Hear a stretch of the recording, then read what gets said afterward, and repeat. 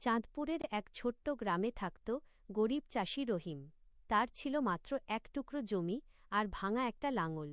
বছর জুড়ে সে কঠোর পরিশ্রম করত, কিন্তু কখনোই ভালো ফসল হতো না। সংসারে ছিল বৃদ্ধ মা আর ছোট মেয়ে লাবণী। এক বছর ভয়ঙ্কর খরা পড়ল। গ্রামের পুকুর শুকিয়ে গেল, জমি ফেটে চৌচির। অনেক চাষি শহরে কাজ খুঁজতে চলে গেল, কিন্তু রহিম ভাবল, মাটি আমাকে কখনো খালি হাতে ফেরায়নি। শেষবার চেষ্টা করব। ঘরে ছিল মাত্র এক মুঠো ধানের বীজ।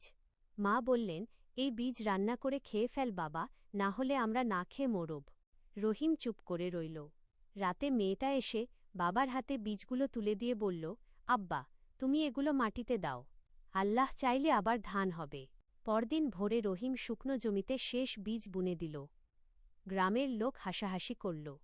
কেউ বলল, পাগল হয়ে গেছে, এই মাটিতে কিছুই জন্মাবে না।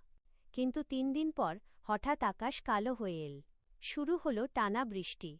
শুকনো জমি পানিতে ভরে উঠল। কয়েক সপ্তাহের মধ্যে রহিমের ক্ষেতে সবুজ ধানের চারা দুলতে লাগল। ফসল কাটার দিন গ্রামের সবাই অবাক।